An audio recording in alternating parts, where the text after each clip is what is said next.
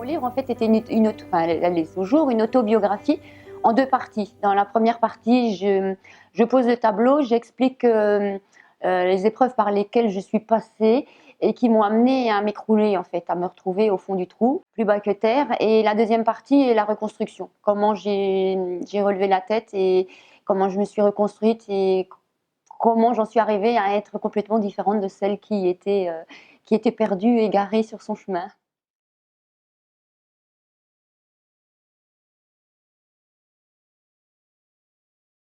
Oui, parce que ça me tient à cœur en fait d'éclaircir certains points. La société marche encore avec des préjugés et complètement formatée avec des œillères. Et puis il y a des choses qu'on décrète sans savoir de quoi on parle.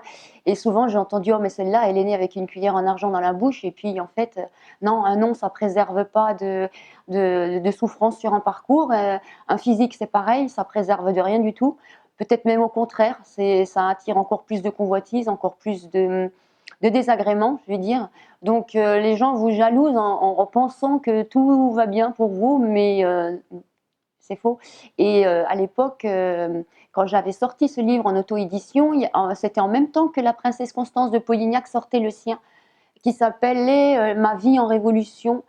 Et quand j'ai vu la quatrième de couverture et qu'elle expliquait qu'elle avait été à l'opposé de ce qu'on attendait d'elle sur son parcours, qu'au lieu de suivre le protocole en tant que princesse, s'était complètement détournée. Elle avait fait comme moi, elle avait suivi sa voie du cœur.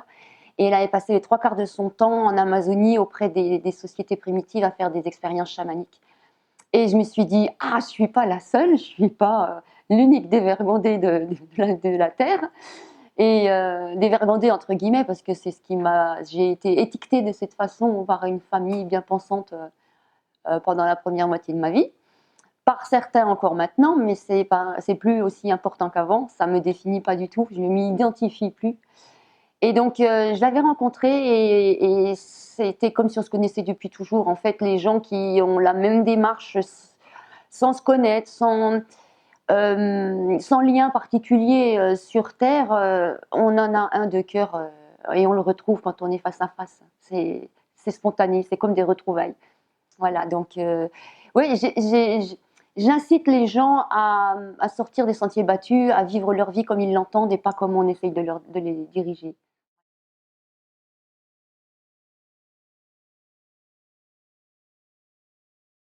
Oui, parce que comme j'étais abandonnée, comme j'avais pas de base, comme j'avais pas de repères, je me considère comme ayant été pendant des années en état euh, vous savez, comme un animal dans la nature sur le qui-vive, c'est l'instinct animal qui pressent le danger avant de le voir véritablement. Donc comme on m'avait fait des sales coups d'abandon sans m'expliquer, comme j'avais pas de réponse à mes questions, ou alors c'était des coups à la place de paroles. J'étais bien obligée de m'en sortir en gardant cet instinct animal de survie. Et oui, en tant qu'humain, on se dit c'est une rebelle. Ah, la rébellion, c'est ni plus ni moins que de retourner dans sa véritable nature. C'est pas être rebelle, c'est juste ne pas adhérer à ce qu'on vous dit et agir par instinct.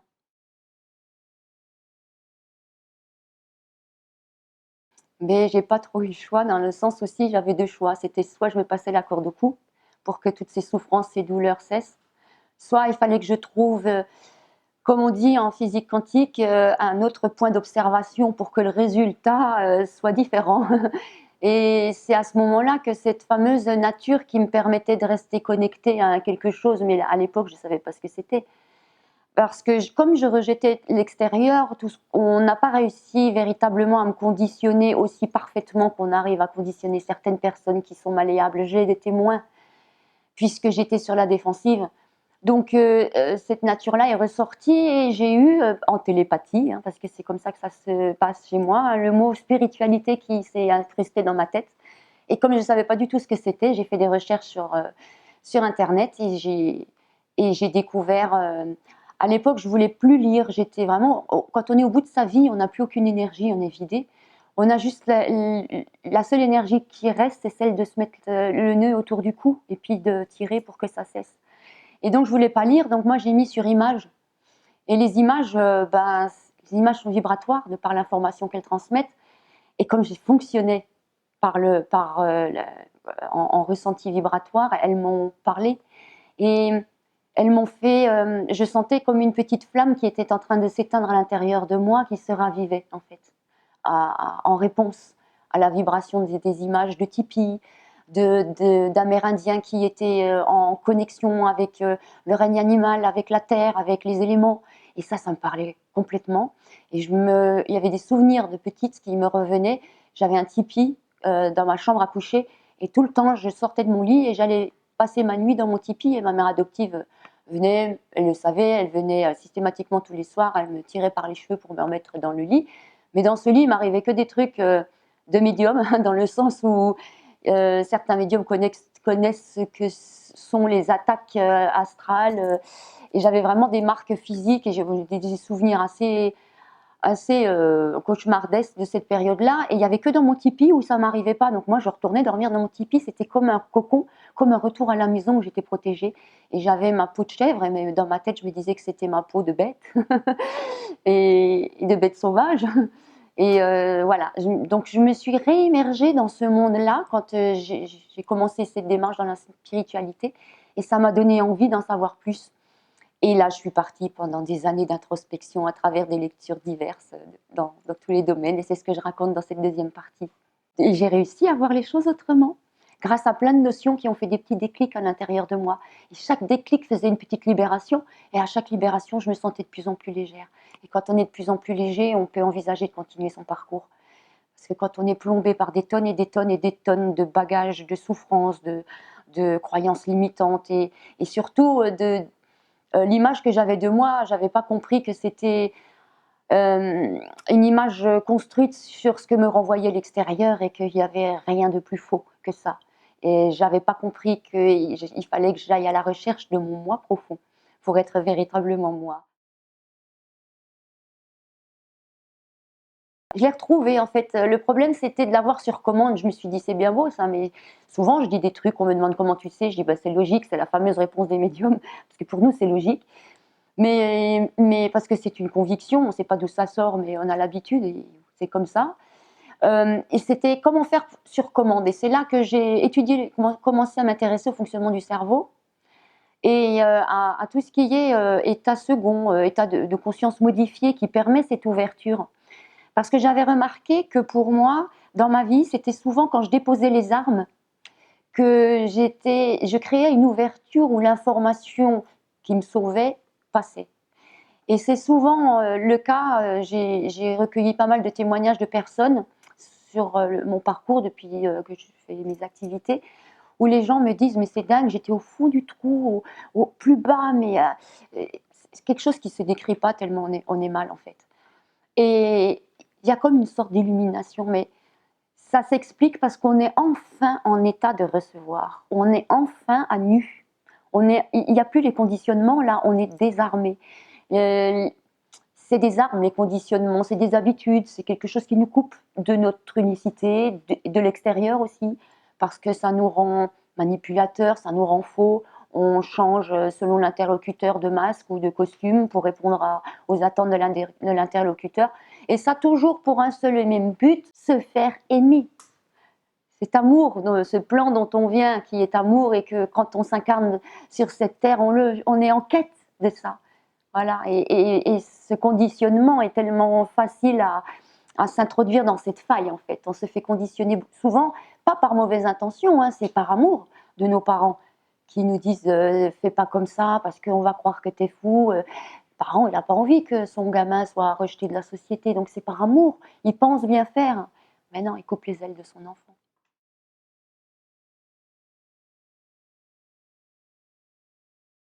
Il était là quand j'ai commencé à écrire mon livre.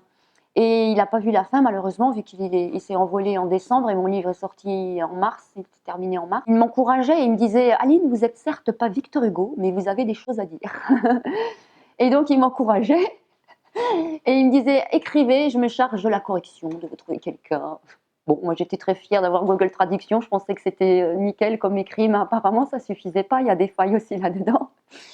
Et j'étais en train d'écrire, trois quarts fini, et un jour, pouf, il s'est invité dans ma tête et puis j'ai eu son image devant moi et il m'a dit: Aline, soyez authentique jusque dans vos écrits, assumez-vous tel que vous êtes, qui vous êtes réellement.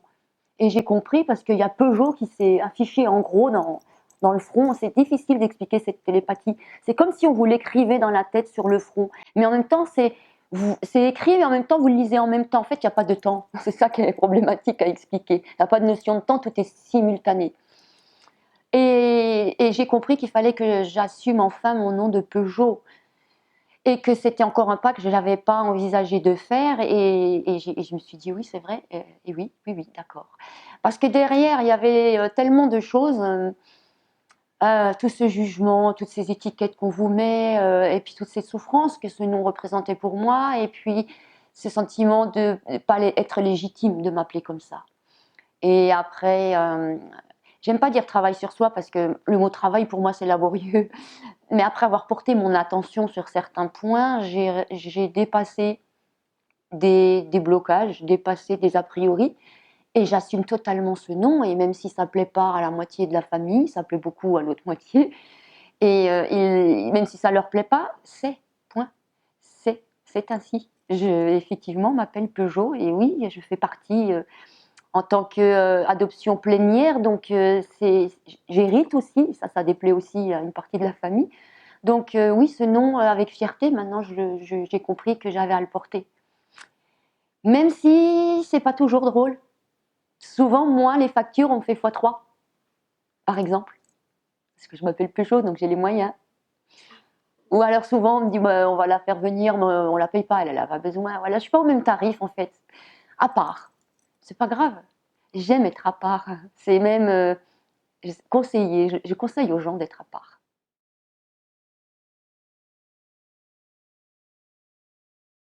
Ah non, parce que je m'identifie pas à mon passé, je m'identifie pas à mes actes, à tout ce que j'ai pu faire avant, parce que j'ai pris conscience, grâce au pouvoir du moment présent, que j'étais plus cette personne et que maintenant, quand le même choix devait se représenter, je prendrais pas la même direction. Donc je ne peux pas m'identifier à ce que j'ai fait auparavant. On va dire que j'ai fait de mon mieux à l'époque avec les outils que j'avais en main.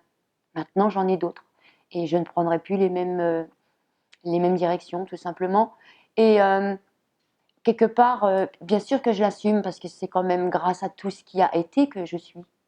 On est la somme de notre parcours derrière. Souvent, on dit avant de juger quelqu'un, met ses chaussures et marche sur son chemin. C'est un peu ça. Euh, selon moi, qui suis totalement adhérente à la notion de non-jugement, même si, attention, il ne faut pas devenir des serpillières spirituelles et qu'on peut très bien avoir un avis sur les choses et y adhérer ou pas, sans pour autant juger, hein, parce que tout est juste et tout a sa raison d'être.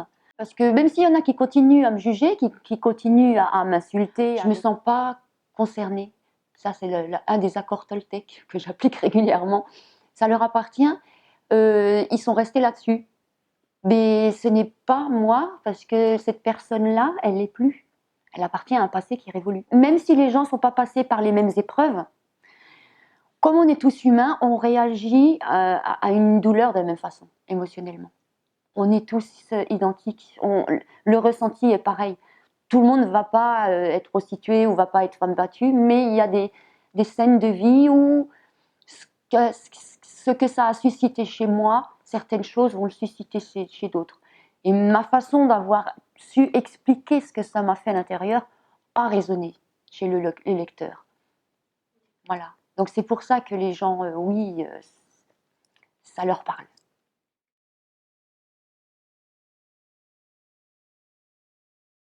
Oui, oui, ben oui, et puis eux aussi, ça les a libérés parce que en fait, il y avait un quiproquo, c'est-à-dire que moi, j'étais en attente de quelque chose qu'ils n'étaient pas capables de m'offrir.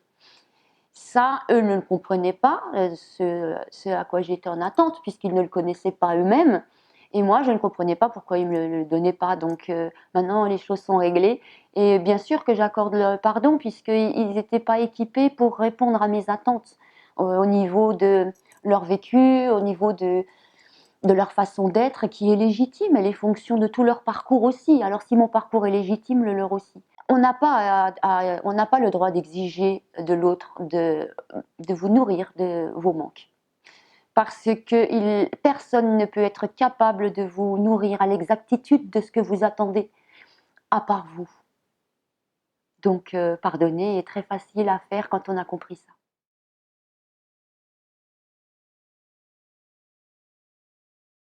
J'ai eu beaucoup ma mère adoptive près de moi, maintenant beaucoup moins, épisodiquement. Et mon père, pendant une dizaine d'années, était très très silencieux. Il a fait quelques signes 2 ou 3 fois très percutants, où là, carrément, c'était des phrases qui lui étaient propres, que j'avais complètement oubliées, mais il avait une façon de parler avec des expressions très très anciennes et qui m'ont été envoyées, donc je savais que c'était lui. Mais les gens pensent que quand on passe de l'autre côté, pouf, on est amour, on a tout compris, on est éveillé, on a la sagesse. Mais non. On va dire une chose, pour moi, selon moi, attention à ce que je vais dire parce qu'il y a Franck Athème pas loin, selon moi, dans l'univers, il n'y a que deux forces, il y a attraction ou répulsion, amour ou peur. Et c'est différent de sur Terre avec cette notion d'aimant où le positif attire le négatif. Et tout ça pour dire que on n'est pas sur la même longueur d'onde encore, mon père et moi, pour le moment. Donc, il ne va pas passer directement par moi, mais par exemple, il passe par ma fille. Euh, il n'était pas de son incarnation, lors de son incarnation encore au courant de toutes les bêtises qu'elle a pu faire après. S'il avait été au courant, je pense qu'il aurait aussi pris ses distances avec ma fille. Mais en l'occurrence, quand il est parti, Élodie était sa petite fille adorée, donc il passe par elle pour me dire embrasse ta mère. Moi, ça reste encore froid et voilà, il a encore beaucoup de choses à reconsidérer.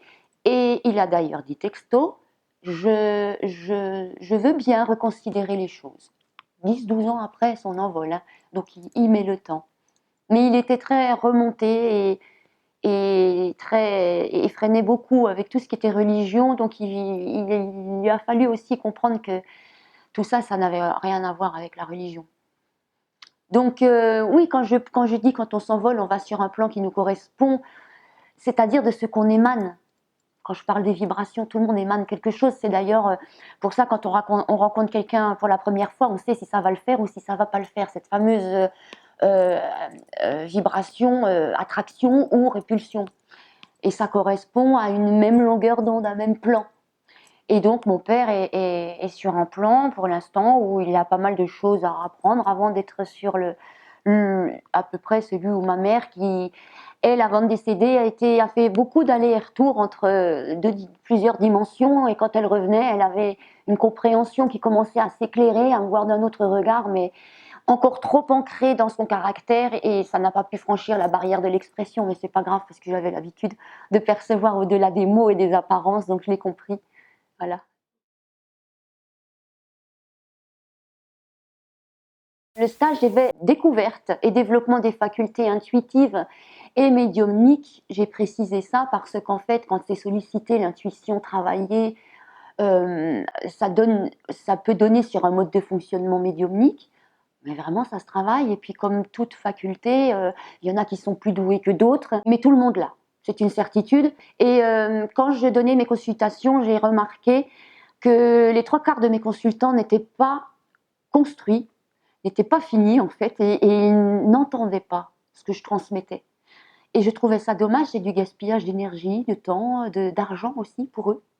Et je me suis dit, il faudrait qu'ils comprennent qu'eux-mêmes sont en capacité de se... Et en plus, on est dans ce mouvement de consommation et ils achètent des instants de bonheur, des instants d'évasion, des instants de réponse. Et je me suis dit, il faut qu'ils arrêtent et qu'ils reprennent leur vie en main, qu'ils qui reprennent les rênes de leurs existences, leur responsabilité en fait, au lieu de toujours déléguer ou de remettre carrément toute leur vie dans les mains de n'importe qui. Je me suis dit, je vais arrêter les consultations et je vais accompagner les gens à se sensibiliser à leurs propres facultés, comme ça, même s'ils en font, c'est pas pour en faire un métier, mais au moins ils seront à même de faire des choix plus judicieux pour eux. Et c'était, comme je peux pas abattre tout ce que je déplore, enfin tout ce à quoi j'adhère pas, je peux ne pas le nourrir. Et c'est pour ça que je me suis dit, autant de personnes qui seront sensibilisées à écouter son instinct, autant ça sera des personnes qui ne feront pas des choix qui leur porteront préjudice par la suite. Et dans ces stages, il se passe des miracles. Ça fait 3 ans que je demande qu'il y ait des scientifiques qui viennent poser des électrodes sur mes stagiaires pour qu'ils constatent ce qui se passe, parce qu'il n'y a pas de triche ou de tour de passe-passe quand les gens me disent mot pour mot ce qu'il y a dans le matériel que je leur distribue et qu'ils ne peuvent pas savoir, même si d'autres stagiaires auraient parlé avec eux. Il y a tellement de choses différentes qu'il y aura une chance sur 1000 que ça soit ça. Et quand ils vivent... ah oui, j'ai trouvé le moyen de les mettre en état de conscience modifié pour qu'ils soient dans les meilleures conditions possibles pour capter une information. J'utilise l'hypnose, mais d'une façon un peu avant-gardiste, dans le sens où d'habitude l'hypnose c'est des petits bruits épurés, c'est surtout un peu du silence, c'est juste une voix, et un peu comme la méditation pareil, où c'est, je trouve, ennuyeux. Et j'ai pris j'ai couplé les paroles avec le pouvoir de la musique. Les scientifiques on l'utilisent pour décupler les facultés des sportifs lors de leur entraînement, lors de leur entraînement. Et j'ai remarqué moi aussi que la musique durant mon parcours a été extrêmement importante pour me relever, pour avoir encore envie. Et on a tous fait l'expérience de musique où on pleure toutes les larmes de notre corps, et d'autres musiques où on se sent les maîtres du monde et capable de déplacer des montagnes. Et donc, je me suis intéressée aux fréquences, puisque moi, j'aime beaucoup tout ce qui est vibratoire et tout ça. Et donc, étant musicienne moi-même, j'ai demandé à Didier Aurieux, qui est un compositeur qui avait fait la musique Océania, que j'avais entendu à Europa Park dans le village grec. Et moi, j'adore la Grèce, je l'explique aussi dans le livre. Et Didier Aurieux est non-voyant, et c'est ce que je cherchais, quelqu'un qui fasse sortir de son intérieur, sans aucun conditionnement de ce sens visuel, des notions que je lui ai expliquées d'enfant intérieur, de résilience, d'amour inconditionnel. Et il m'a composé spécifiquement des musiques avec des 432 et 528 Hz, les fréquences miraculeuses ou de l'univers, le La et le Mi. Et je me suis aussi aperçue à ce moment-là qu'on me faisait prendre des cours de piano quand j'étais jeune, et j'ai horreur des cours scolaires, piano, solfège, je ne supporte pas d'apprendre. Par contre, l'improvisation, ça me portait et je pouvais jouer des heures, et j'ai remarqué que tout ce que j'avais improvisé était sur des accords de La et de Mi. Il fallait le faire quand même. Tout ce que j'ai fait dans ma vie, c'est à l'instinct. Et c'est pas un hasard que je sois tombée sur des La et des Mi toute seule. Et donc, cette musique est très riche, elle s'apparente à des musiques comme Hans Zimmer ou Thomas Bergsen. C'est vraiment orchestralement très riche, et avec beaucoup de violons et de cordes, parce que pour moi, c'est le son de l'âme, la corde. Avec sa mélancolie, quand on dit le vague à l'âme, ben c'est tout simplement l'âme qui ne se réalise pas, parce que le caractère de la personne ne permet pas l'expression de son âme, donc un petit peu nostalgique, elle se dit mince, je suis venue ici expérimenter, puis l'autre ballot il me donne pas les moyens de le faire. Et donc beaucoup de gens qui ont expérimenté ma méthode disent avant ça marchait pas, maintenant ça fonctionne, parce qu'ils sont comme moi, ils ont besoin d'être portés par les notes. Et donc j'ai fait ce CD qui s'appelle Réviviscence. Le terme c'est renaître de ses cendres, pour la nature, pour la faculté de la nature de renaître de ses cendres. Et c'est un peu ce que j'ai fait, puisque j'étais tout mourue et que j'ai survenu à la vie complètement différente, ou plutôt complètement moi cette fois. Et ensuite, dans mes stages, j'ai remarqué que là où les gens n'arrivaient pas à être dans l'explosion de tout leur potentiel, c'est parce qu'ils n'étaient pas construits, pas stables, pas eux. Il y avait des choses sur lesquelles il fallait porter son attention avant de penser à développer ses facultés. Parce qu'on en voit bien les dérives après dans le milieu dit spirituel, avec tous ces thérapeutes qui sont eux-mêmes dépressifs et qui transmettent ce genre d'énergie, donc c'est la catastrophe. Ou alors tous ces médiums qui sont tellement envie d'être des surhommes, tellement envie d'être les meilleurs que, vous savez, entre médiums et schizophrènes, la barrière elle est mince.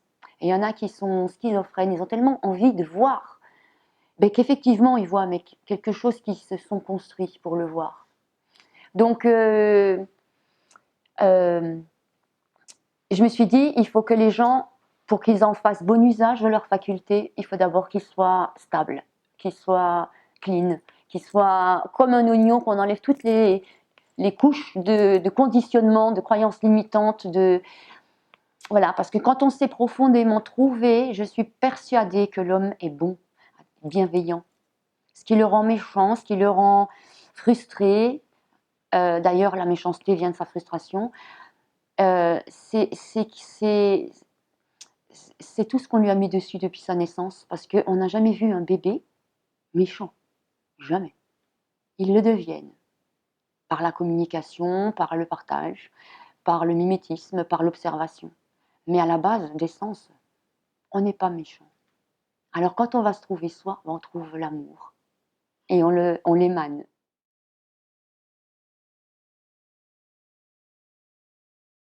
Oui, alors j'attends la validation de mes statuts en tant qu'association et j'aimerais faire venir des thérapeutes, des gens de tous horizons pour faire des conférences, pour qu'ils partagent leur approche.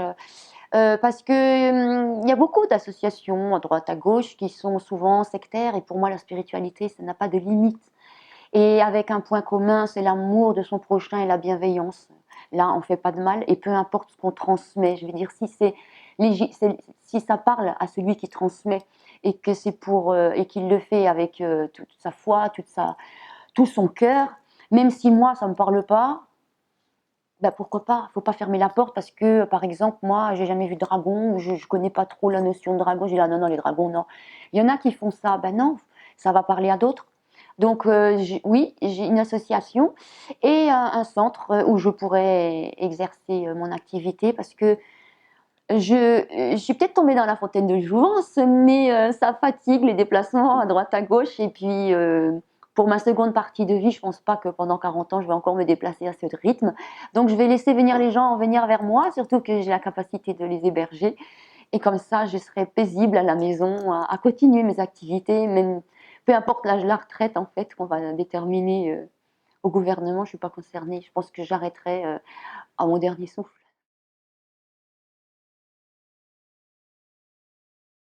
Ne regardez pas ce que vous n'avez pas. Parce que là, vous pourrez attendre avant d'obtenir ce que vous n'avez pas. Par contre, vous pouvez démarrer tout de suite si vous prenez conscience de ce que vous avez déjà. Et c'est ce que je fais. Et quand on commence à œuvrer avec les outils qu'on a en poche, ben, on obtient les autres outils qui justement manquaient. Et en plus, plus on porte son attention sur quelque chose qui nous mine, plus on le fait exister. C'est la moitié de ma vie, j'ai focalisé sur un monde pourri, une société débile, sur des gens méchants, sur la violence que je ne pouvais pas supporter, sur tout ce qui était horrible. Et je focalisais, je ne voyais que ça. C'est pour ça que j'ai eu envie de mettre fin à mes jours, quand on a tout le temps la tête dans ce qui ne sent pas bon, du matin jusqu'au soir. Tout simplement, il fallait faire, hop, détourne ton regard de ce qui ne te plaît pas. Va à une place libre et construis ce que tu aimerais. Et ça prend tout mon temps. Du coup, je suis consciente de ce côté auquel j'adhère pas existe, mais il ne me mine pas.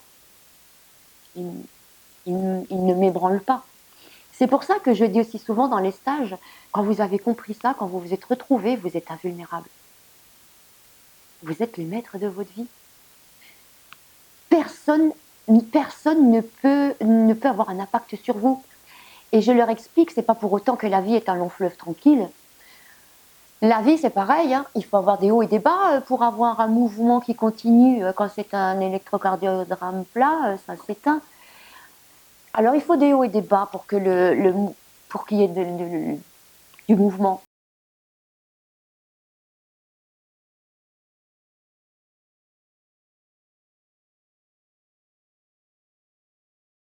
Oui, j'ai plein de projets, plein de choses. J'ai terminé de préparer, j'aime pas dire le terme oracle, mais j'ai pas encore réfléchi sur comment ça s'appelle, un jeu de cartes, on va dire.